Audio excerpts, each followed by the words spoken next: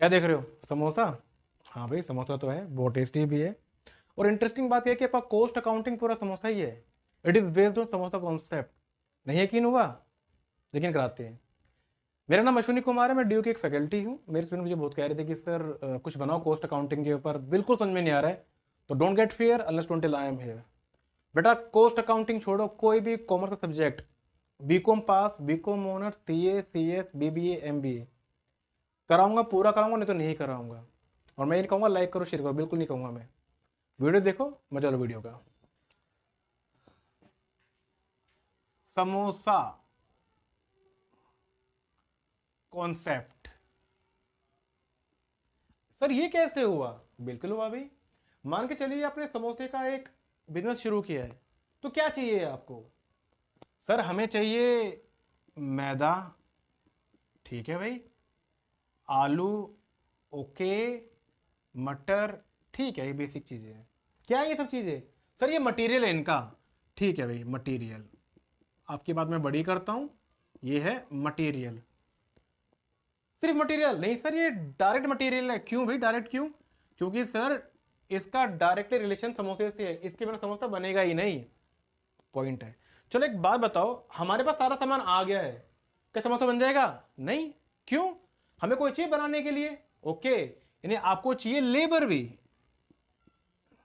ठीक है जी। कौन सी लेबर? सर डायरेक्ट लेबर, क्योंकि ये डायरेक्टली इन्वॉल्व है प्रोडक्शन में। ठीक है जी। अब हमारा समोसा जो है बन के तैयार हो गया है। चलो, लेकिन एक बात बताओ, अगर आप समोसा बेचोगे तो क्या बिना चटनी के कोई खरीदेगा? कोई नहीं खरीदेगा। हम इंडियंस के डीएनए में मिलावट हो रखी है, हमें चीजें चाहिए मुफ्त की। तो चटनी चाहिए होगी। चटनी। लेकिन एक बात बताओ, क्या चटनी का इस्तेमाल था बनाने के लिए? बिल्कुल भी नहीं। तो ये कौन सा खर्चा है हमारे लिए? सर ये हमारे लिए एक इनडायरेक्ट एक्सपेंस है। एक बात हमेशा याद रखना, जितने भी इनडायरेक्ट एक्सपेंस होते हैं वो होते हैं सरदर्द, उन्हें कहते हैं ओवरहेड्स। चलो ठीक है भाई, समोसा हमारा बन गया है, अब हम इसे बेचेंगे। लेकिन एक बात बताओ, बेचो किस चीज पर आप? सर पता ही नहीं क्या रखेंगे प्राइस, क्यों? एक काम करो ना, पहले बनाओ स्टेटमेंट इसकी कि हमारा खर्चा हो कितना रहा है, हमें पता होना चाहिए ना। हाँ जी, पता होना चाहिए। हम बनाएंगे फिर कॉस्ट शीट। प्राइस कैसे रखो, कैसे रखोगे? उसके लिए आप उसके ऊपर मेथड डिप्लॉय करोगे आप।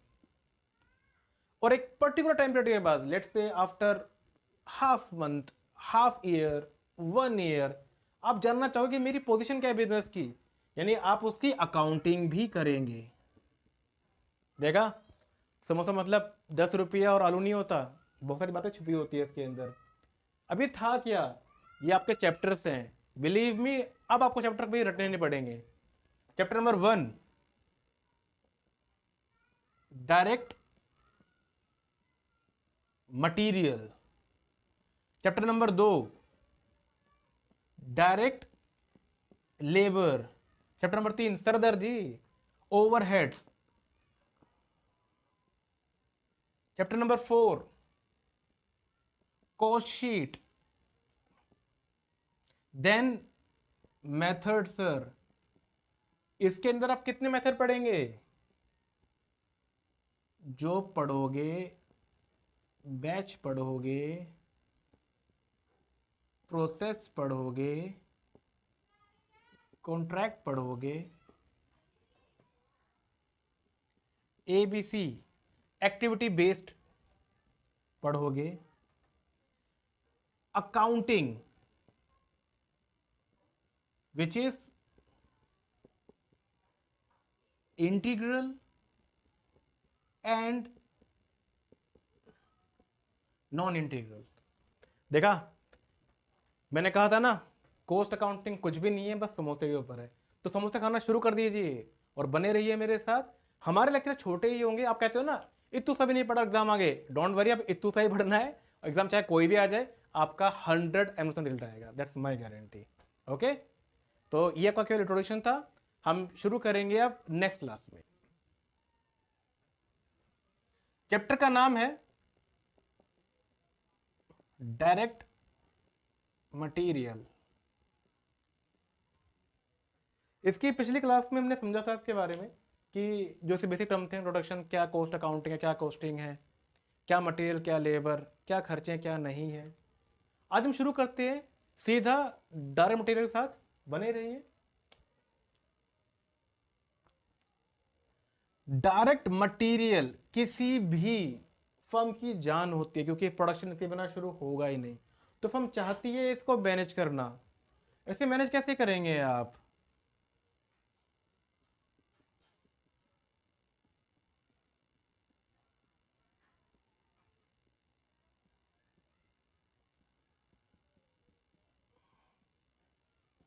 अपने स्टॉक लेवल्स को देख करके। ठीक है।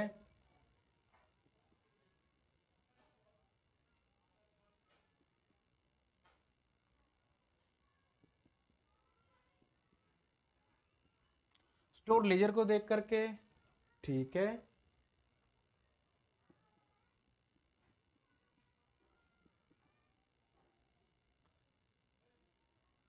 परचेजिंग को देख करके।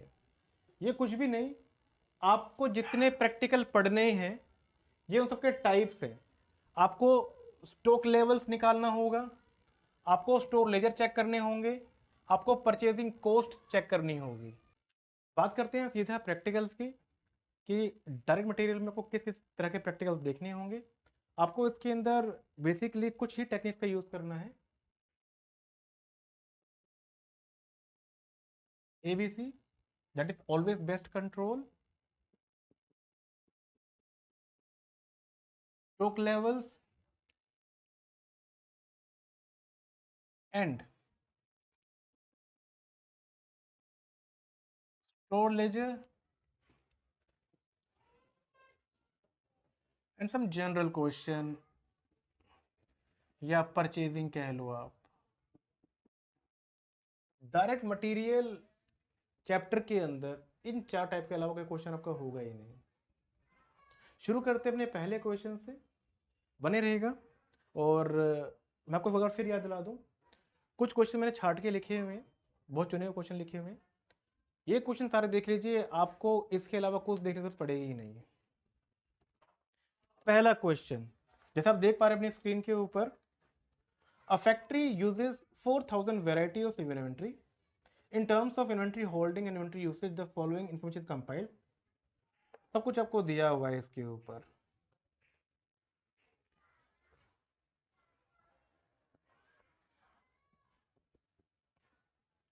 तो ये कैसे करना है आपको? ABC कुछ भी नहीं है, it is always best control technique.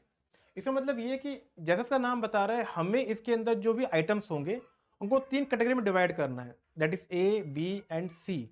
ए में हम उनको रखेंगे जिनकी जो कीमत है वो बहुत ज्यादा है और जो क्वांटिटी वो कम है। बी में कीमत कंपेरेटिव कम है लेकिन क्वांटिटी ज्यादा है। सी में कीमत तो है ही नहीं और क्वांटिटी बहुत ज्यादा है।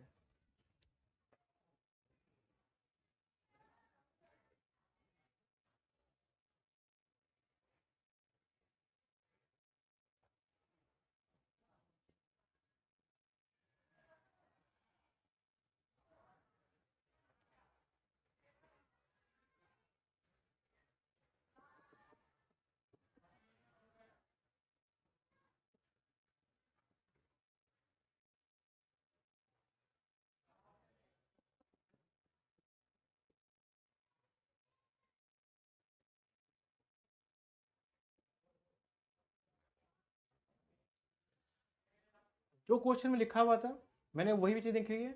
ए में percentage value, percentage usage. B value usage. C value usage. Obvious की बात है, जो चीज कीमती है उसके ऊपर आपका कंट्रोल स्ट्रिक्ट रहने वाला है। उसके बाद जो थोड़ी कम है उसमें मॉडरेट रहेगा, जो बिल्कुल कम वैल्यू के में लूज रहेगा।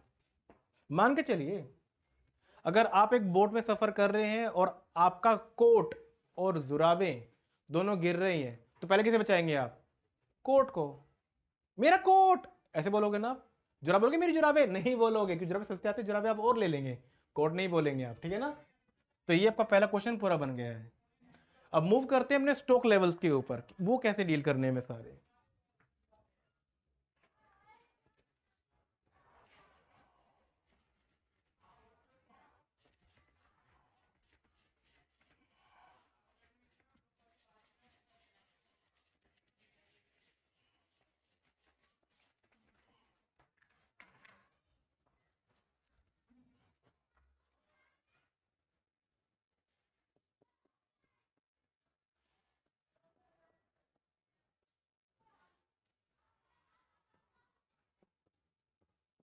पहला लेवल आपका reorder level,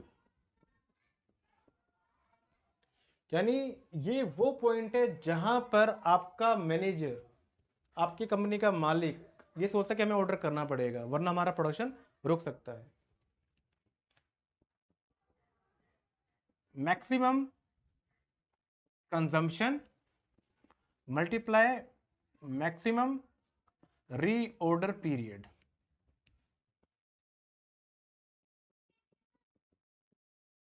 minimum stock level, जहां पर आपने ऑर्डर ROL कर तो दिया है लेकिन आपको रिसीव नहीं हुआ है अभी तक, और जो आपका कंजम्पशन है वो नॉर्मल है।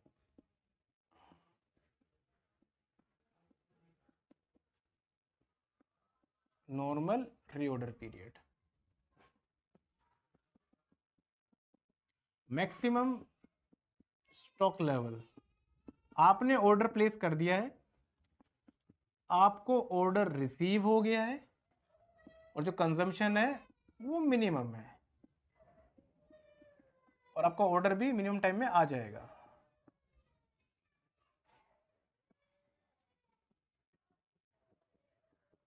एवरेज स्टॉक लेवल, जैसा इसका नाम बता रहा है ये इन दोनों का एवरेज ही है, मिनिमम स्टॉक लेवल का प्लस मैक्सिमम स्टॉक लेवल का। इसका एक फॉर्मूला और है,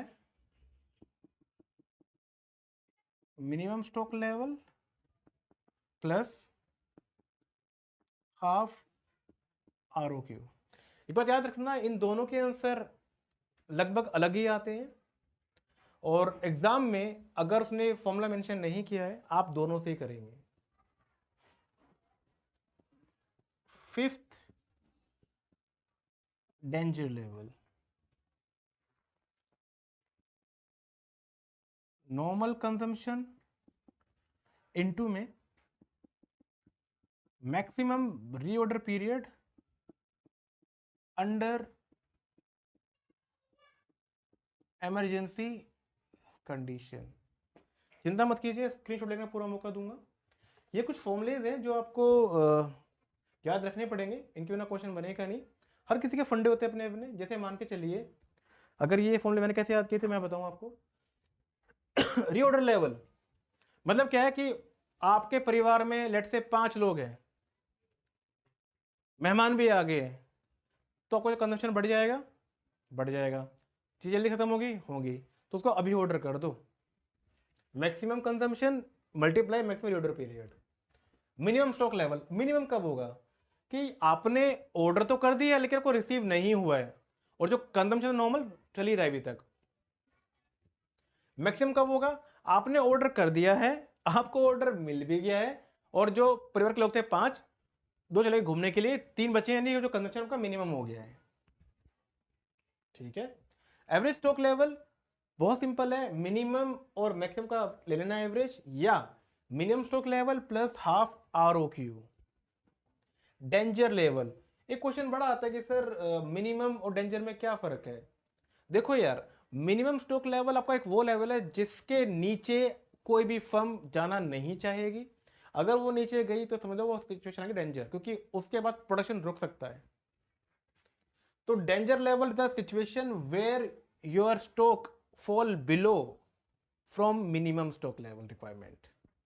तो क्या फॉर्मूला है, normal consumption and maximum reorder period under emergency condition.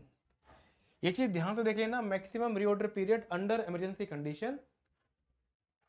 अब मान के चलो आपके घर गेस्ट आ गए हैं,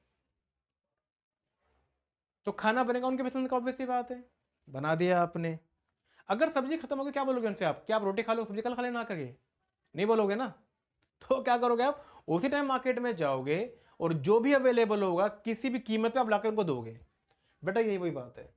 अगर आपके फर्म का लेवल डेंजर पे आ जाता है ना, तो आप वेट नहीं करोगे, प्रोडक्शन को रोकने नहीं दोगे, आप तुरंत मार्केट में जाओगे, जिस भी रेट में मिलेगा आप तुरंत खरीद लोगे। तो ये आपका मैक्सिमम टाइम वो दिया हुआ है। अगर क्वेश्चन में आपको ये पीरियड गिवन ना हो तो आप कुछ भी मिनिमम रीऑर्डर पीरियड से कम ले लेना, कम ले लेना। ये मेरा फंडा था फॉर्मूले को लर्न करने का, आप अपने फंड अप्लाई कर सकते हैं। ये फॉर्मूले इनके बिना क्वेश्चन बनेंगे नहीं, तो ध्यान से देख लेना आप। तो चलो करते हैं शुरू क्वेश्चन से।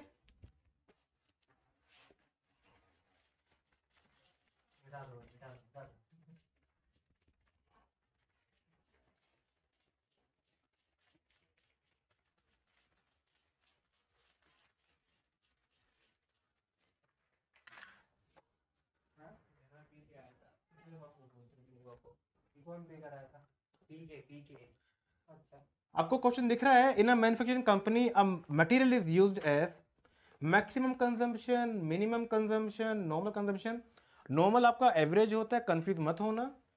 Reorder quantity, time required for delivery, calculate reorder level, minimum level, blah blah blah, सारे निकाल लेंगे, डोंट वरी। ठीक है, पहला हमें निकालना रीऑर्डर लेवल। मैं शॉर्ट फॉर्म यूज कर रहा हूं, आप मत करना, आप पूरा ही निकालना। ठीक है, क्या फॉर्मूला था इसका? मैक्सिमम कंजम्पशन इनटू में मैक्सिमम रीऑर्डर पीरियड। ठीक है जी। तो क्या है हमारा मैक्सिमम कंजम्पशन? दिया हुआ है 12,000 units per week. Okay, maximum reorder period हमें दिया हुआ है ना, ये 4 to 6 वीक्स, यानी 4 हमारा मिनिमम है, 6 हमारा मैक्सिमम है। तो ये 6 आ जाएगा हमारा। इट मीन्स 72,000 यूनिट्स हमें ऑर्डर करने होंगे। चलो, मिनिमम स्टॉक लेवल, फॉर्मूला क्या था बेटा इसका? ROL minus normal consumption, normal reorder period. ROL बेटा हम पहले निकाल ही चुके हैं, 72,000, 72,000। नॉर्मल कंजम्पशन हमें दिया हुआ है 8,000। नॉर्मल रीऑर्डर पीरियड हमें नहीं दिया हुआ, हमें सिर्फ मिनिमम दिया हुआ है, मैक्सिमम दिया हुआ है।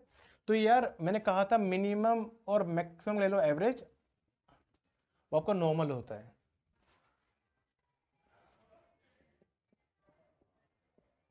ये आपको देगा 8 × 5 = 40, 40,000। तो 32,000 आपका आ जाएगा minimum stock level. Third, maximum stock level. बेटा आपका फॉर्मूला क्या था? ROL plus ROQ minus minimum consumption, minimum reorder period. ROL निकाल चुके हैं पहले ही, 72,000। ROQ क्या है आपका? 48,000। मिनिमम कंजम्पशन आपका 4,000। मिनिमम रीऑर्डर पीरियड आपका 4। 7 ले 11 12।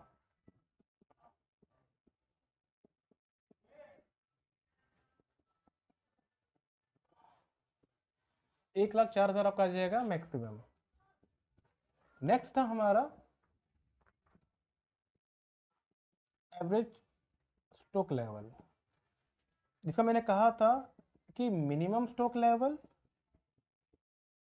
प्लस मैक्सिमम स्टॉक लेवल का ले लो आप एवरेज। दोनों ही हम निकाल चुके हैं। मिनिमम हमारा कितना है? मिनिमम हमारा 32,000 है, मैक्सिमम हमारा 1,04,000 है। आप इनका एवरेज निकालेंगे, क्या आ जाएगा ये? 1/36/2, 1/36/2, 2×6=12, 2×8=16, 68,000, 68,000। मैंने कहा था आपको कि इसके हमारे पास दो फॉर्मूले हैं, एक हम यूज कर चुके हैं, दूसरा भी कर लेते हैं, वरना बेचारा वो परेशान हो जाएगा, बुरा मान जाएगा। Minimum stock level plus half R O Q. Minimum stock level कितना है हमारा, ये हमें 32,000 दिया हुआ है, R O Q which is 48,000, 24,000 आ जाएगा यहाँ पर, इसे ऐड कर लो आप, 6 2 3 5, 56,000। नाउ डेंजर लेवल, डेंजर, इसका फॉर्मूला क्या था हमारा, normal consumption multiply maximum reorder period under emergency condition. अब नॉर्मल कंजम्पशन तो हमें गिवन है पूरा विच इज 8,000, लेकिन हमें ये पीरियड नहीं दिया हुआ।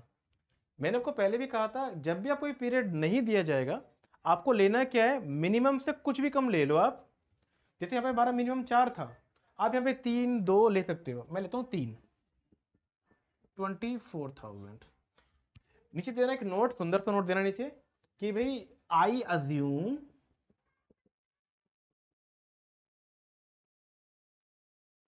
Free age reorder period under emergency situation. ठीक है, तो ये क्वेश्चन हमारा पूरा बन जाता है, इसका ले लो स्क्रीनशॉट, फिर हम आगे बढ़ते हैं। अब बेटा जैसे हम लोग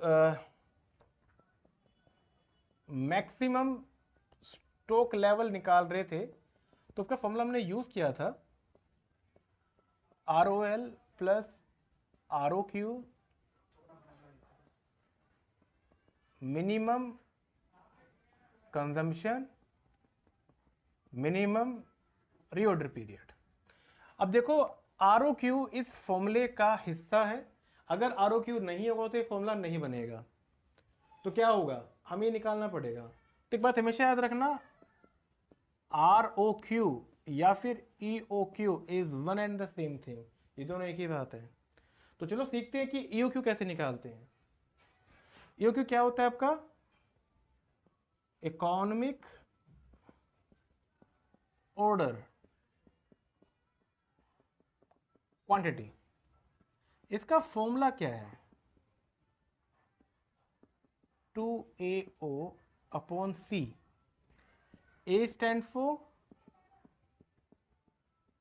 annual consumption, O stand for ordering cost per order, C stand for carrying cost per unit per annum. बेटा जो चीज लिख रहा हूं आपको सेम वैसे ही लिखनी है, वैसे ही समझनी है। ए स्टैंड फॉर एनुअल कंजम्पशन, अगर डाटा को दिया हुआ है क्वार्टरली मंथली डेली, हमें उसे कन्वर्ट करना पड़ेगा एनएम में। Then ordering cost per order, आपको हर एक कॉस्ट की ऑर्डर निकालनी है, यानी कि बात कर आपकी एवरेज ऑर्डर की। C stand for carrying cost per unit per annum, यानी कि आपको कैरिंग कॉस्ट निकालनी है एक इन्वेंट्री की, यानी एवरेज इन्वेंट्री, यानी बात कर रहा है वो एक इन्वेंट्री की, which is per annum, again annum पे निकालनी है आपको। चलो कुछ क्वेश्चन करते हैं इसके बेस्ड पर।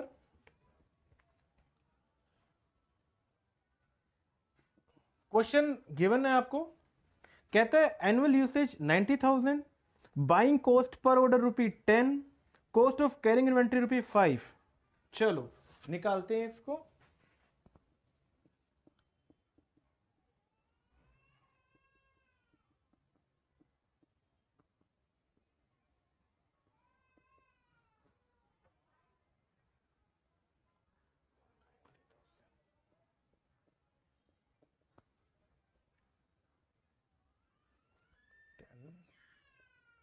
Carrying cost ₹5।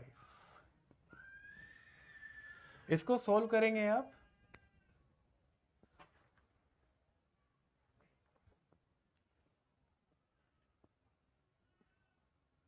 दो 18 दूनी 36, 3,60,000,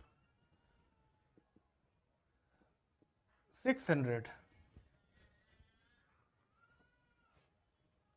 क्वेश्चन नंबर 2 आपके स्क्रीन पे ही है। Annual demand 90,000, buying cost ₹10, cost of carrying inventory 10% of cost, cost per unit 50। देखो यहाँ पर आपको carrying cost per unit per annum नहीं दिया हुआ है, तो क्या वो निकाल लेंगे हम। मैंने पहले भी कहा था कैरिंग कॉस्ट होता क्या है कि किसी भी चीज़ को जब हम वेयर हाउस में रखते हैं तो उसको रखने पर हम क्या क्या कॉस्ट इनकर कर रहे हैं, ठीक है, जो कि हम कैसे निकालते हैं, पर यूनिट, यानी कि जो भी आपका परचेज प्राइस होगा हम उसका निकाल लेंगे, ठीक है। चलो करते हैं इसे।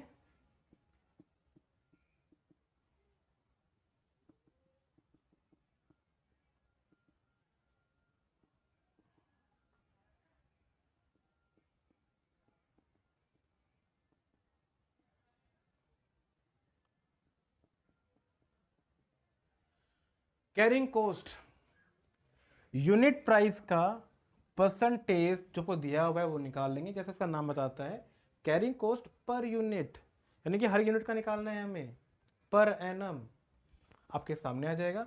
अगर आप ध्यान से देखोगे तो ये कुछ भी नहीं, आपका पहला क्वेश्चन ही था। मैंने लिया क्यों, ताकि आपको बता सकूं कि क्वेश्चन कैसे घुमाता है आपको, और आप घूमोगे नहीं, ठीक है। चलो अगला क्वेश्चन देखते हैं। एनुअल कंजम्पशन 90,000, प्रोक्योरमेंट आपका ऑर्डर ही होता है, cost of storage, cost of carrying, interest rate, unit cost. अगर ये क्वेश्चन आप देख लेते हो आपको आ जाता हार्ट अटैक कि क्या क्या देख रहा है मेरे को, घबराने वाली बात नहीं है बेटा। जैसे मैंने कहा आपको कैरिंग मतलब कि हम चीज़ों को रख रहे हैं तो क्या कॉस्ट इनकर कर रहे हैं, तो यार cost of storage, cost of carrying, interest rate, सारे सारे के सारे खर्चे एक वस्तु को रखने के तो हैं, तो सबको ऐड कर देना आप सिंपली, 6 2 8 2 10, ठीक है, बन गया क्वेश्चन।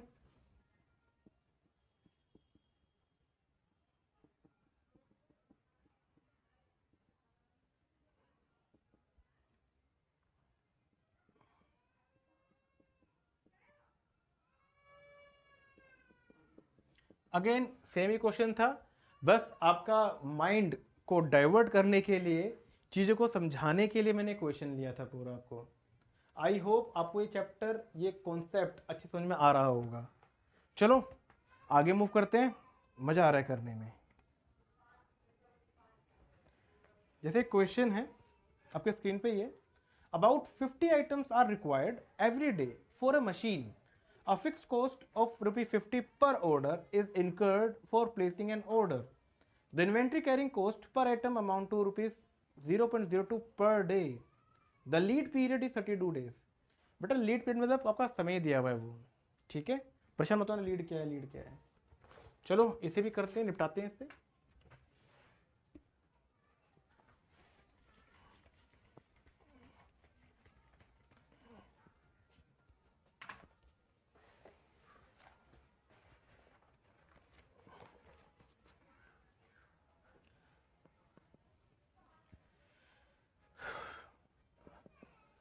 कहता है आपको 50 आइटम चाहिए हर रोज के, ठीक है भाई, लेकिन हमें तो मतलब एनुअल से है ना, E stand for annual consumption, ये तो डेली का है, तो ठीक है इसको एनम से कन्वर्ट कर दो आप।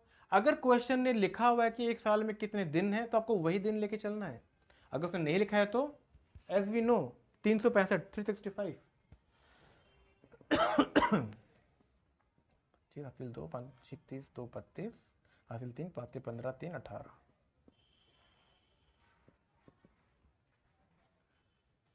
A fixed cost of ₹50 per order is incurred for placing an order, ठीक है जी, 50 रुपये में दिया ही हुआ है।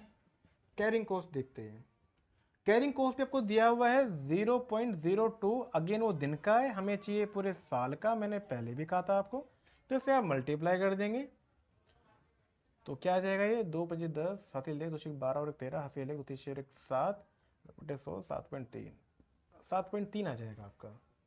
अब क्वेश्चन कुछ रहा ही नहीं है, क्वेश्चन पूरा खत्म हो चुका है। आपके पास तीनों आइटम होने चाहिए थे, तीनों मिल गए हैं। 2AO/C। ए क्या है बेटा आपका 18,250। ऑर्डरिंग कॉस्ट आपकी 50 है।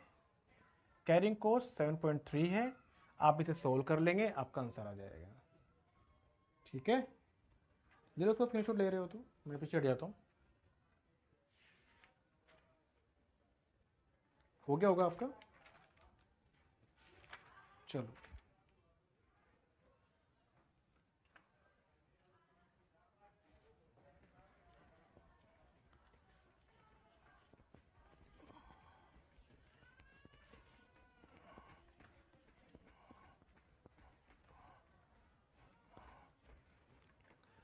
अगला क्वेश्चन आपके स्क्रीन पे आ गया होगा। The annual carrying cost of material X is rupee 3.6 per unit। चलो ठीक है। And its total carrying cost is rupee 9,000 per annum। Okay, यानी कि इसमें कैरिंग कॉस्ट हमें पर यूनिट भी दिया हुआ है और टोटल भी दिया हुआ है। What would be the economic order quantity for material X if there is no safety stock of material X? ठीक है, कोई तो बड़ी बात नहीं है। देखो भाई, छोटी सी बात है, आपको टोटल कैरिंग कॉस्ट दिया हुआ है 9,000।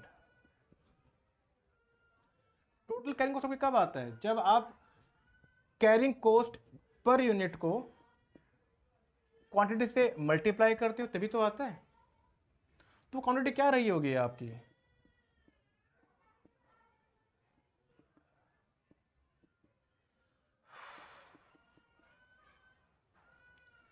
तो पंजे 10, 18, 18 पंजे 90, 2500। लेकिन जब भी हम EOQ यूज करते हैं और बात करते हैं कैरिंग कॉस्ट की ना, आपने वर्ड पढ़ा होगा carrying cost per unit per annum, यानी कि हम बात करते हैं पर यूनिट की, हम बात करते हैं एवरेज की। एवरेज तो हमेशा 2 से डिवाइड होता है, राइट? तो इसीलिए ये क्वांटिटी 2 से डिवाइड हो चुकी है ऑलरेडी। तो जो हमारा EOQ होगा बेटा वो हाफ नहीं पूरा होगा ना, विच इज 5,000। ये आपका आंसर है। मजा आ रहा है? गुड। अभी तुमने शुरू किया है बेटा, जितने क्वेश्चन मैं करा रहा हूं ना ये सारे कर जाओ, कोई भी कोर्स हो घबराने की जरूरत नहीं है, आंख बंद करके पढ़ जाना। एग्जाम से 6 दिन पहले देख लेना, इससे बाहर कुछ नहीं आएगा।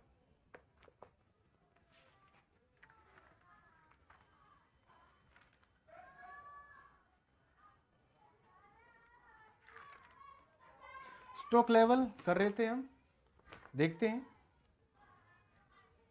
क्वेश्चन आपके सामने आ गया होगा। Find ROL, maximum level, minimum level, danger level, average stock level, total cost of purchasing relating to the order ₹20, number of units to be purchased during the year 5,000, purchase price per unit including transportation ₹50। सारा आप कुछ दिया हुआ है, पूछ रहा है सारा निकालो, निकाल लेंगे, क्या दिक्कत है।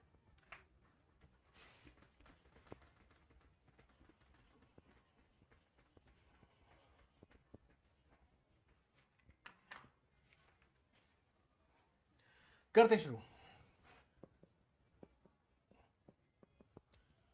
रीऑर्डर लेवल क्या फॉर्मूला था हमारा? Maximum consumption maximum reorder period. हमें कंजम्पशन दिया हुआ मैक्सिमम 20 यूनिट्स, ठीक है 20 यूनिट्स। मैक्सिमम रीऑर्डर पीरियड में दिया हुआ है 15 डेज। ओके, यानी इस हिसाब से हमारे पास 300 आ गया ना, 300, ठीक है। Second,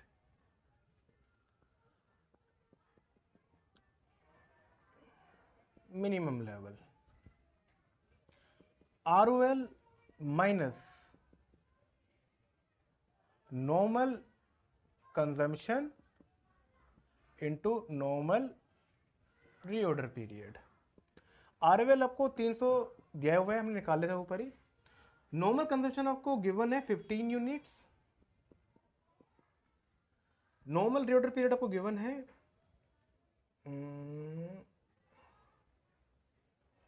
10 days. मैंने पहले भी कहा था नॉर्मल और एवरेज एक ही बात होती है। तो 300, 150 आ गया आपका ये मैक्सिमम।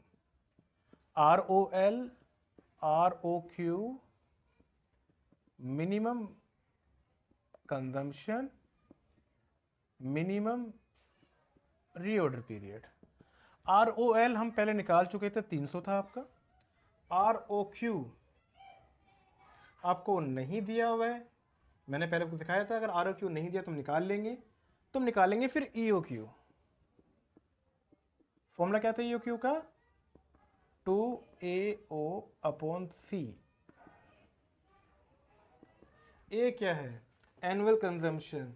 और एनुअल इसमें आपको कुछ भी नहीं दिया हुआ, कंजम्पशन दिया है इसने आपको टोटल कॉस्ट ऑफ परचेजिंग 5000 दिया तो है आपको during the year 5000। Ordering cost आपको दी हुई है 20 नहीं 50 दी हुई है।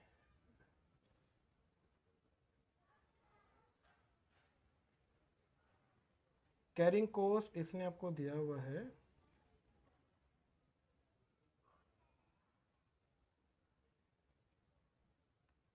5।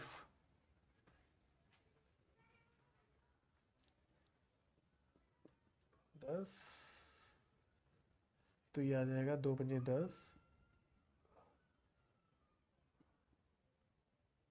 1 2 3 4 5, 1 2 3 4 5 लाख। लाख का निकाल लो आप स्क्वायर रूट, 100 पॉइंट कुछ आ जाएगा। तो ये आपका 100 आ जाएगा।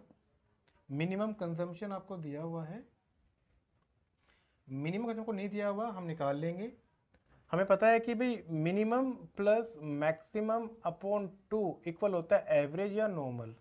आपको नॉर्मल दिया हुआ है 15 यूनिट्स, मिनिमम आपको नहीं दिया हुआ, आपको निकालना है। मैक्सिमम गिवन आपको 20 अपॉन में 2, तो मिनिमम क्या आ जाएगा 10। मिनिमम रेट ऑफ पीरियड हमारा कितना दिया हुआ है 6, तो यह आ जाएगा 400 minus 60 340। Danger level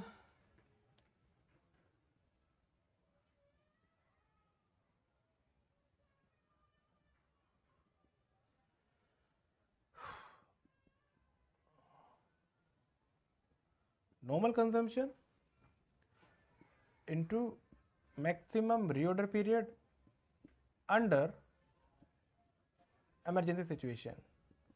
normal consumption आपको दिया हुआ 15 यूनिट्स का, मैक्सिमम दिया हुआ है 4 डेज, देखो आपको गिवन है वहां पे 60। देन आपका एवरेज लेवल है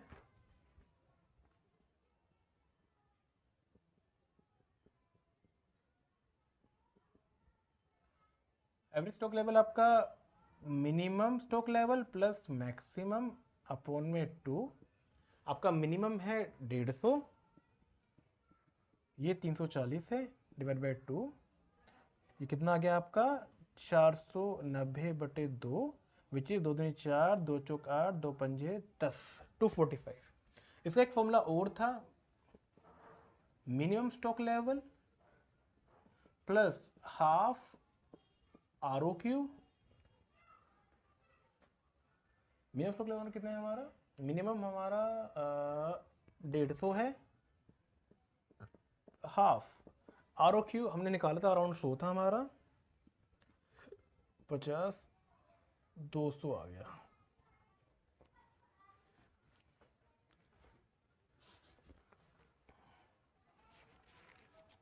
ले लो स्क्रीनशॉट, मैं हट जाता हूँ। तो आज हमने सीखा स्टॉक लेवल्स के बारे में कि स्टॉक लेवल्स हम कैसे कैसे निकाल सकते हैं। स्टॉक लेवल से ज़्यादा कुछ नहीं आना। अब हम बात करेंगे नेक्स्ट टॉपिक में, जिसमें आपका परचेजिंग से रिलेटेड दिक्कत होगी, लीफो फीफो होगा, स्टोर लेजर्स। आज इतना ही करते हैं। Till then bye bye, take care, ध्यान रखिए अपना।